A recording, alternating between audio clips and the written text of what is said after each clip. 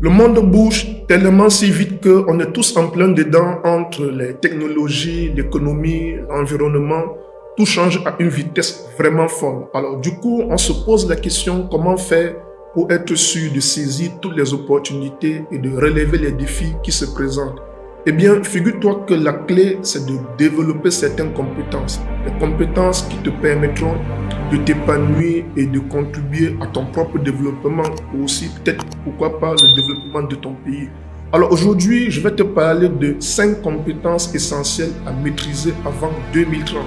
Et attention, ce ne sont pas juste des trucs pour ta carrière, c'est bien plus que ça. Ce sont des outils indispensables pour naviguer dans ce monde super complexe et connecté.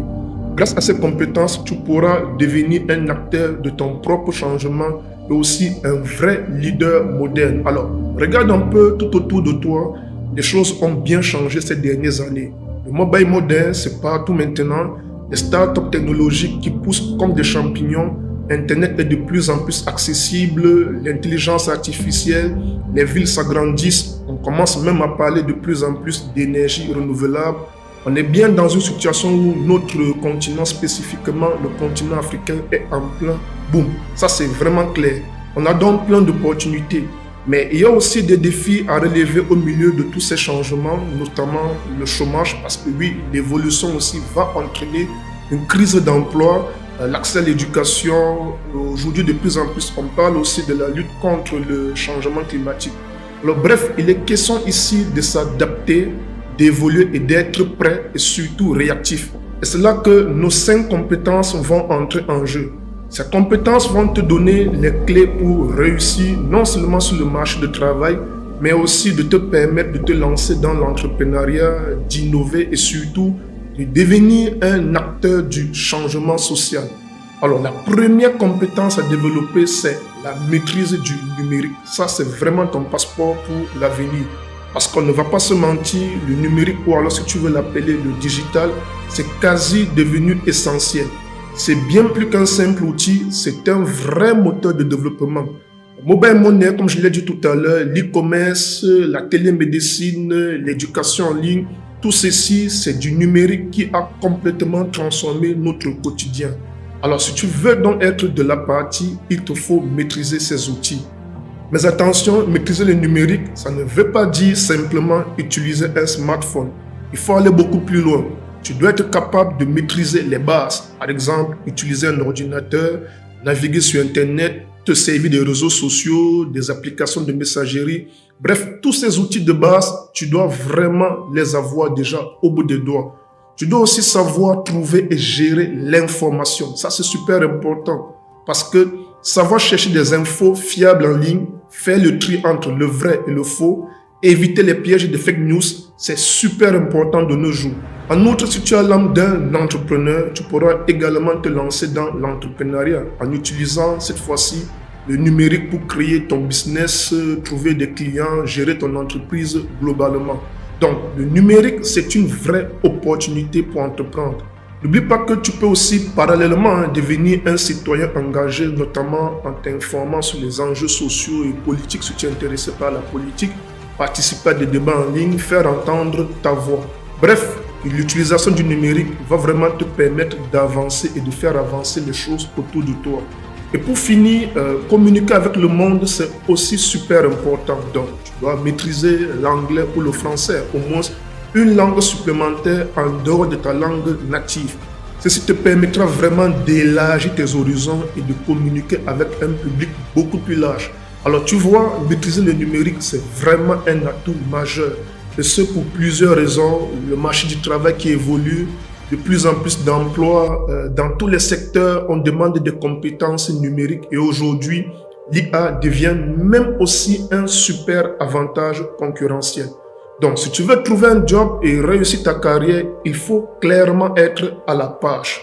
Je t'ai parlé de l'entrepreneuriat. L'entrepreneuriat aussi se digitalise. Le numérique va te permettre de créer ton entreprise beaucoup plus facilement.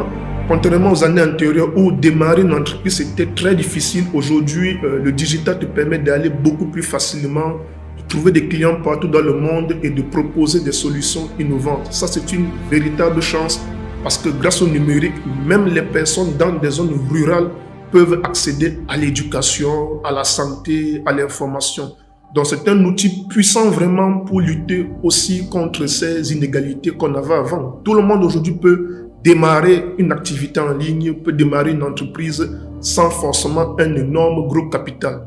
Donc, sur ce point du numérique, maîtriser le numérique, c'est te donner les moyens de trouver un job et faire évoluer ta carrière, de créer ton propre business et de continuer à apprendre et de te former tout au long de ta vie, de t'engager et participer à la vie de ta communauté et de devenir plus indépendant et autonome. Et en plus, c'est intéressant parce que le numérique en Afrique, c'est vraiment en pleine explosion de plus en plus. Ou comme je l'ai dit tout à l'heure, le mobile money est devenu le roi, les startups se multiplient et les infrastructures se développent à une vitesse vraiment grand V. C'est le moment donc de te lancer si ce n'est pas encore le cas de ton côté. Alors, comment faire pour améliorer donc tes compétences numériques? Il y a plusieurs solutions. Tu peux explorer le web, il y a plein de sites, des applications qui proposent des cours en ligne, des tutos, des informations, YouTube également par exemple. Donc, profite vraiment. Tu peux rejoindre des communautés en ligne comme la grande communauté Système 3D. Voilà, sans doute tu as déjà entendu parler. Ça va te permettre d'échanger avec d'autres personnes passionnées, non seulement du numérique, mais de l'entrepreneuriat globalement. Tu pourras partager tes connaissances. Donc, tu pourras échanger avec d'autres personnes passionnées du numérique, partager tes connaissances et apprendre vraiment des autres. Ça, c'est super stimulant. Alors, participe également à des ateliers et des formations au sein de la communauté Système 3D. Nous proposons des programmes en live tous les mardis et jeudis. Il y en a vraiment pas mal de choses que des gens apprennent au sein de cette communauté Système 3D. Il y a également d'autres organisations qui vont te proposer des formations gratuites et payantes. Pourquoi pas? Alors, vraiment, renseigne-toi. Utilise le numérique au quotidien. Plus tu vas l'utiliser, plus tu vas progresser. Sers-toi de cet outil pour communiquer, t'informer, apprendre et te divertir. Sois vraiment curieux et créatif. Teste les nouvelles technologies, expérimente plein de choses, lance-toi dans des projets, lâche-toi vraiment sans retenue. Tu vois, il y a plein d'exemples de jeunes qui réussissent aujourd'hui grâce au digital sans plus attendre forcément des concours lancés par l'État. Des entrepreneurs qui utilisent le mobile money pour développer complètement leur business, des étudiants qui vont suivre des cours en ligne, des jeunes qui créent des applications mobiles pour résoudre des problèmes concrets. Et ça, c'est vraiment assez inspirant. La deuxième compétence que tu dois développer avant 2030, c'est la pensée critique et la résolution des problèmes. Il faut avoir l'esprit super vif de nos jours. Dans le monde d'aujourd'hui, on est bombardé d'informations en permanence. Et le problème, c'est que toutes ces informations ne sont pas forcément vraies. Il faut donc apprendre à faire le tri, analyser, à réfléchir par soi-même. Bref, à avoir l'esprit critique. Ça te permettra d'analyser des situations complexes, comme par exemple, lorsqu'un problème se présente, il faut savoir le décortiquer, comprendre les causes, les conséquences, un peu comme un détective. Tu pourras aussi évaluer l'information. Est-ce que cette information est vraiment fiable? Qui l'a écrite? Est-ce qu'il y a des biais à l'intérieur de ces informations? Il faut se poser des bonnes questions et bien sûr trouver des solutions originales, c'est-à-dire sortir des sentiers battus, voir les choses différemment, trouver des solutions auxquelles personne n'avait encore pensé sans forcément chercher à réinventer le monde. Ça, c'est ce qu'on appelle la créativité. Et pourquoi l'esprit créatif est super important aujourd'hui? Parce que on est noyé dans l'information, comme je te l'ai dit. Avec Internet, les réseaux sociaux, il y en a plein qu'on reçoit en plein la vue. C'est vrai, on a accès à une quantité énorme d'informations, mais il faut savoir vraiment trouver le bon du vrai. Sinon, on risque de se noyer dans un océan de fake news, comme je l'ai dit un peu plus haut.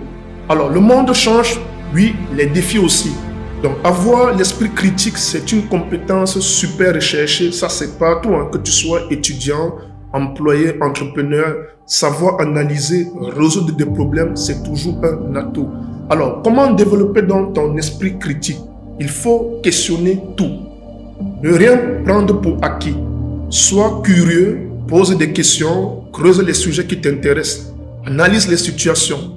Quand tu rencontres un problème, prends le temps de l'analyser, de le comprendre sous les différents aspects. Il faut lire des livres pour ouvrir ton esprit. Lis des articles pour nourrir également ton esprit avec des contenus stimulants, variés, qui vont te faire réfléchir. Il faut participer à des débats, des échanges entre d'autres personnes pour te permettre de confronter tes idées, d'apprendre aussi à argumenter, parce que faire un débat, c'est de prôner la force de l'argument et non l'argument de la force. Donc tu vas aussi apprendre à prendre des décisions.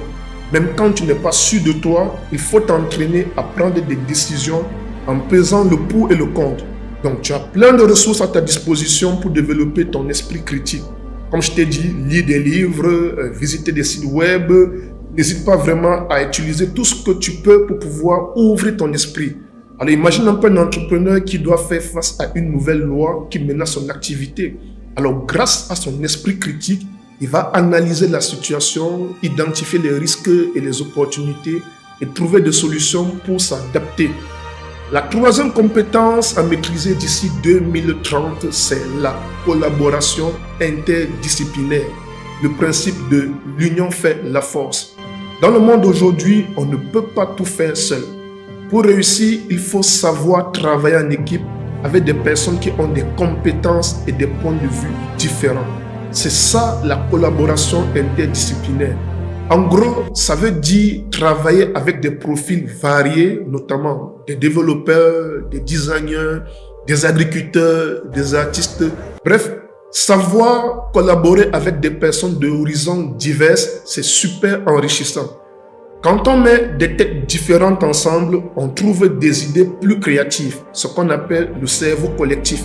On trouve des idées beaucoup plus originales et ça, c'est la magie de la collaboration. En outre, il faut également savoir s'ouvrir aux autres cultures. Le monde est de plus en plus interconnecté. Donc, savoir travailler avec des personnes de cultures différentes, c'est aussi un véritable atout majeur. Alors, pourquoi la collaboration interdisciplinaire est très importante? Parce que les entreprises recherchent des personnes qui savent travailler en équipe, notamment qui savent communiquer, partager des idées et aussi gérer les conflits. Ce sont des compétences essentielles dans le monde du travail. Parce que les projets complexes demandent des compétences variées pour innover. Et c'est super important parce que ça demande à réunir des personnes, des expertises différentes. Alors prenons un peu à titre illustratif une équipe qui développe une application web pour un agriculteur. Il faut des développeurs, des agronomes, des designers, parce que la collaboration, ça fait grandir. Quand tu travailles avec les autres, tu apprends de nouvelles choses. Tu découvres de nouvelles perspectives. Bref, tu t'ouvres au monde. Alors, comment devenir un pro de la collaboration?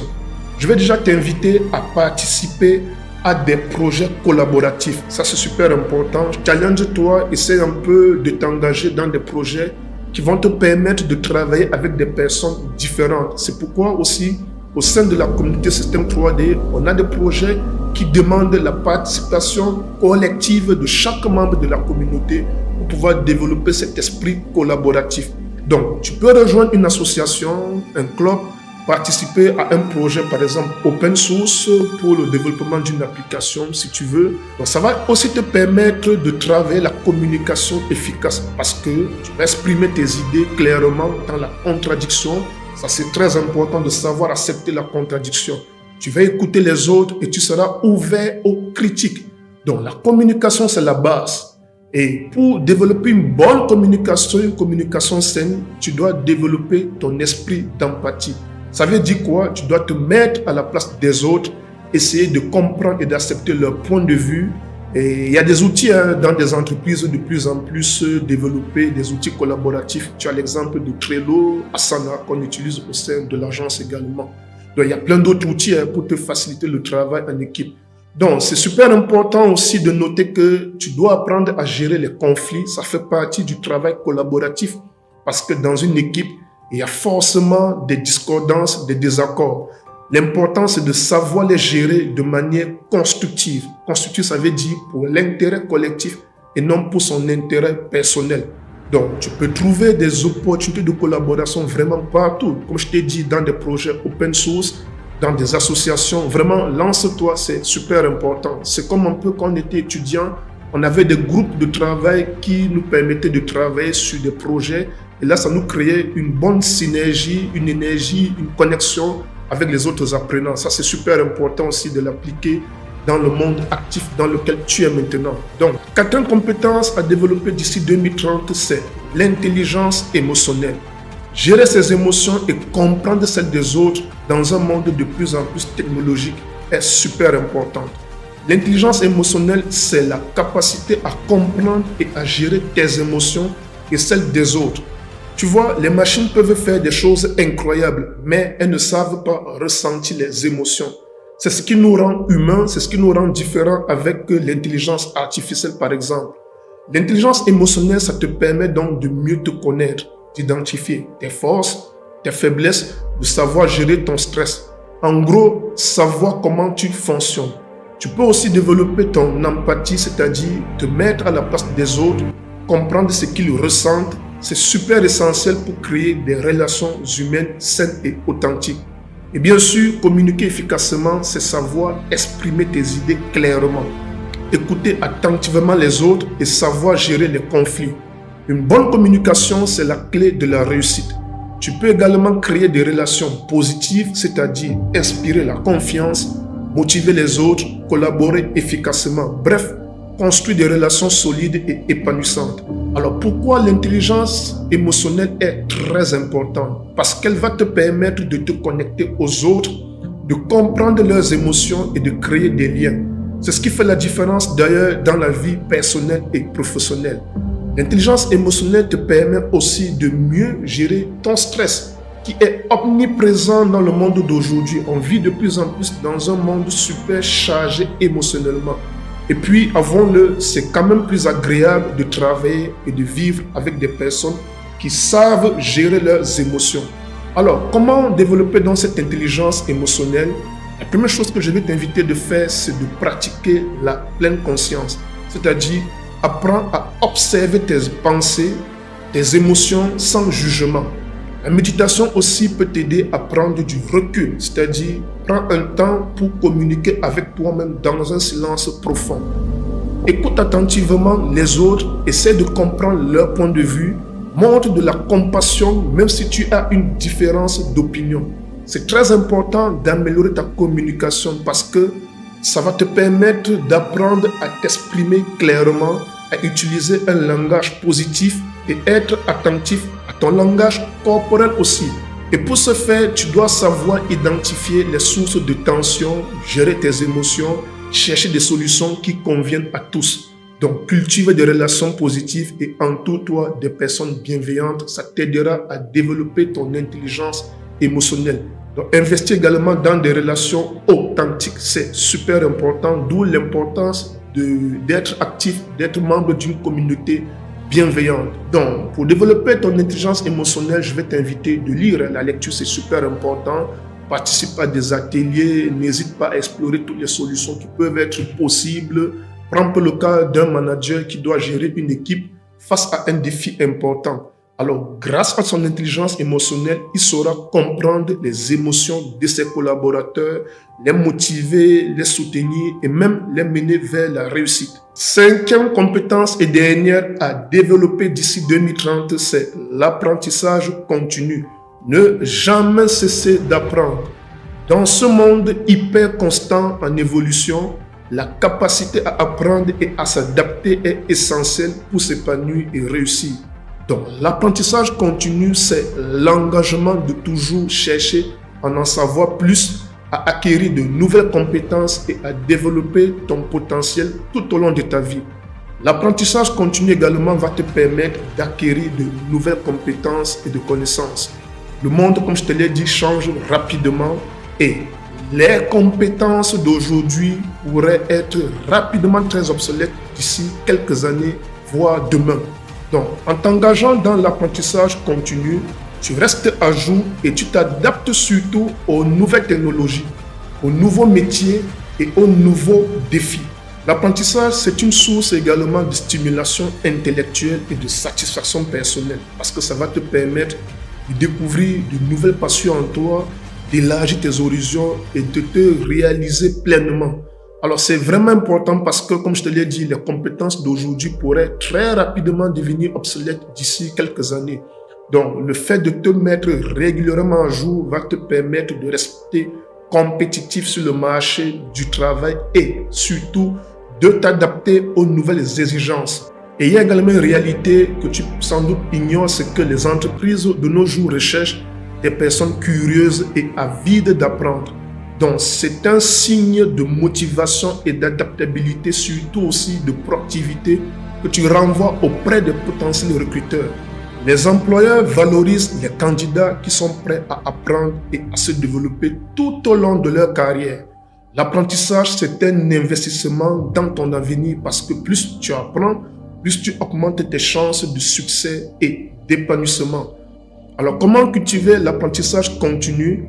Fixe-toi des objectifs d'apprentissage. C'est très important de définir des objectifs clairs et réalistes des compétences que tu veux améliorer et savoir donc planifier cet apprentissage.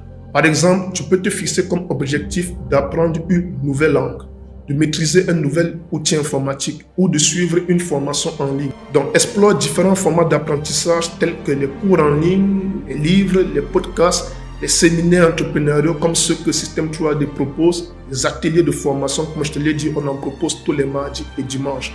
Donc, varie les formats pour maintenir vraiment ta motivation et stimuler ta curiosité. N'hésite pas d'essayer de nouvelles méthodes d'apprentissage et à trouver vraiment le format qui te convient le mieux. Crée un environnement d'apprentissage stimulant en t'entourant des personnes curieuses et passionnées et participe à des communautés d'apprentissage, ça c'est super important.